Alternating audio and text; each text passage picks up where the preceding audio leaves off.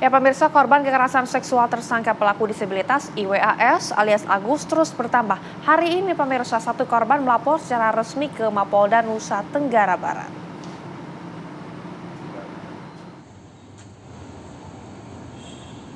Satu lagi korban dugaan kekerasan seksual dengan pelaku penyandang disabilitas IWAS alias Agus mendatangi Subdirektorat Renakta Direktorat Remaja Anak dan Wanita atau Renakta Polda Nusa Tenggara Barat untuk melaporkan diri menjadi korban. Korban datang sendiri dan beberapa saat kemudian sejumlah pendamping dari Koalisi Anti Kekerasan Seksual juga datang untuk melakukan pendampingan selama proses pemeriksaan. Laporan terbaru dari satu korban ini menambah jumlah korban dugaan kekerasan seksual Agus menjadi 16 orang dari sebelumnya 15 orang. Per hari ini sudah bertambah satu orang, jadi ada total 16 korban yang berhasil diidentifikasi. Memberikan keterangan kemarin 7, tapi karena ditambah ada satu korban lagi yang memang langsung melaporkan ke Polda juga, jadi hari ini korban yang terbaru itu langsung memberikan keterangan. Pendampingan secara psikologis dilakukan para pendamping untuk memberikan kenyamanan kepada korban yang melapor. Sementara polisi terus fokus untuk melengkapi berkas laporan korban yang berstatus mahasiswi dan 4 korban tambahan yang sudah resmi melapor ke polisi. Saat ini berkas perkara sudah dalam penelitian tim Jaksa Penuntut Umum Kejaksaan Tinggi Nusa Tenggara Barat. Terdapat sejumlah poin yang harus dilengkapi penyidik atas arahan tim Jaksa Penuntut Umum. Kalau sampai saat ini seperti saya sampaikan kepada teman-teman sekalian bahwa kita fokus terhadap penyidikan yang sudah menjadi dalam pemberkasan proses penyidikan kita. Jadi tetap bahwa ada satu korban sebagai pelapor dan 4 lagi sebagai saksi korban pendukung yang memang pernah mengalami kejadian yang hampir sama modusnya dengan korban pertama yang melapor. Hingga kini jumlah total dugaan kekerasan seksual oleh Agus menjadi 16 orang, korban yang sudah melapor secara resmi ke Polda NTB menjadi 8 orang dari sebelumnya 7 orang. Dari Mataram, Nusa Tenggara Barat, Herman Zuhdi, TV One mengabarkan.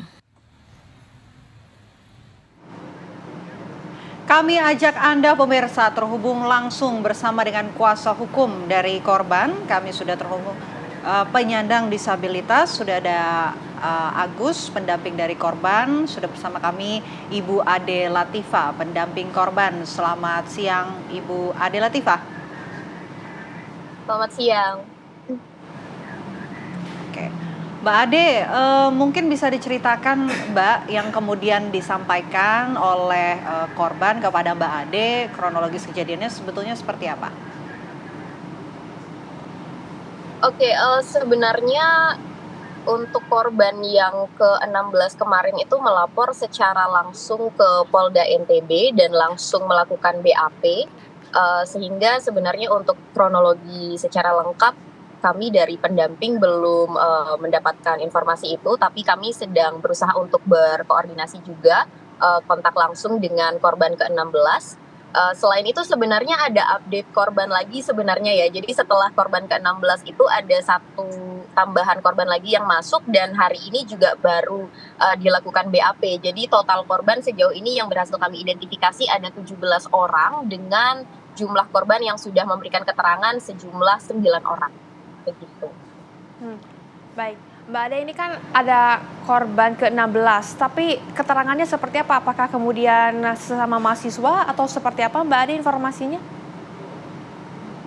Untuk korban ke-16 bukan mahasiswa, sudah berusia 28 tahun begitu. Tapi untuk kronologi memang sekali lagi belum diinformasikan secara lebih lengkap ke saya, jadi saya juga belum bisa memberi keterangan lebih lanjut terkait dengan kronologi.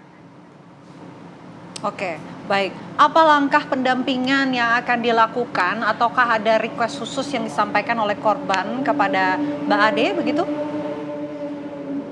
Ya, tentu kami akan melakukan asesmen juga ya terkait dengan kondisi korban kedua ini, ke-16 dan juga ke-17 ini, untuk kemudian melihat kebutuhan dari kedua korban tersebut begitu. Kalau memang ternyata dibutuhkan pemeriksaan klinis, maka kita tentu akan melakukan pemeriksaan klinis juga terkait dengan mencegah adanya infeksi menular seksual ataupun HIV yang dialami jika memang adanya penetrasi yang terjadi seperti itu. Dan tentunya selain itu juga kami akan melakukan pendampingan untuk penguatan psikologis dan akan mengajukan juga untuk perlindungan psikologis ke LPSK untuk 2 korban yang baru.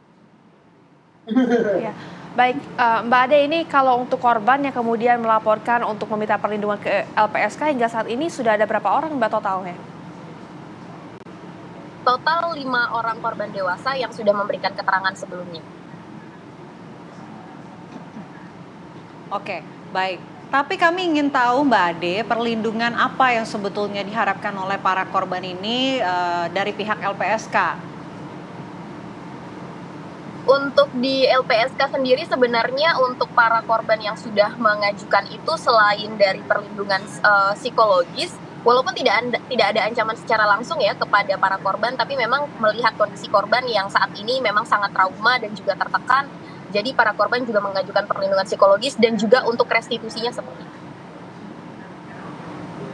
Jadi ada 2 poin. Baik. Oke, Mbak Ade, ini kalau untuk korban terbaru, apakah kemudian korban ini juga diajak ke hotel ataupun ke motel yang informasinya ini Agus selalu memesan di kamar nomor 6 atau seperti apa Mbak?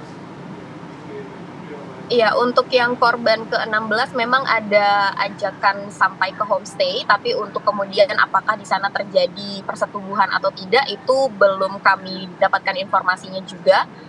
Sedangkan untuk korban yang ke-17 itu berhasil kabur seperti itu. Jadi tidak sampai terjadi pencabulan ataupun persetubuhan. Oke, baik. Baik. Mbak Ade, berdasarkan keterangan dari para korban, cara merayu dari pelaku ini sebetulnya bagaimana nih Mbak? Sampai saat ini, sampai di korban terbaru, modus yang dilakukan oleh tersangka Iwas ini sama, masih sama dengan cara menarik simpati korban dengan menceritakan hal-hal sedih tentang hidupnya, kemudian memperlihatkan juga video-video dirinya yang produktif walaupun sebagai penyandang disabilitas begitu, sehingga korban juga percaya bahwa Iwas adalah orang baik yang tidak mengancam mereka. Lalu kemudian Iwas juga berusaha untuk mengulik masalah-masalah pribadi korban yang kemudian dijadikan sebagai alat untuk mengancam korban. Jadi sejauh ini modus yang digunakan dari korban pelapor sampai korban yang terakhir memberikan keterangan ke kepolisian itu sama modusnya. Baik, Mbak Ade, ini kami juga sempat mendapatkan informasi kalau salah satu korban dari IWAS ini ada yang sedang hamil. Ini informasinya apakah benar seperti itu Mbak Ade? Untuk korban yang hamil itu sebenarnya ada di korban anak dan itu didampingi langsung oleh LPA. Jadi bukan untuk korban anak, total kan ada 17 ya. Nah, 3 korban anak, salah satunya yang hamil itu didampingi langsung oleh LPA Kota Mataram begitu. Oke, jadi artinya ada korban di bawah umur begitu? Ya, ada 3 korban anak. Baik, ya. Oke, baik. Langkah selanjutnya yang akan diambil oleh oleh Mbak Ade dan juga tim mungkin untuk bisa mendampingi korban. Ini apa yang akan diambil dalam waktu dekat, Mbak? Sejauh ini yang jelas yang masih menjadi perhatian kami sebagai pendamping adalah terkait dengan kondisi psikologis korban ya, karena walaupun ada salah satu korban juga yang sudah berani speak up, tapi memang secara kondisi psikologis mereka semua masih dalam kondisi yang sangat ketakutan dengan berita-berita dan juga pro kontra yang ada di masyarakat seperti itu, sehingga memang yang paling utama kami lakukan hingga saat ini adalah penguatan dari sisi psikologisnya agar para korban juga setidaknya bisa kuat untuk terus menjalani proses ini sampai akhir seperti itu. Sejauh ini begitu. Baik, Mbak Ade, terima kasih banyak sudah bercerita bersama dengan kami di Apa Kabar Indonesia Siang dan semoga kasus ini juga segera menemui titik terang. Terima kasih Mbak Ade, selamat kembali beraktivitas.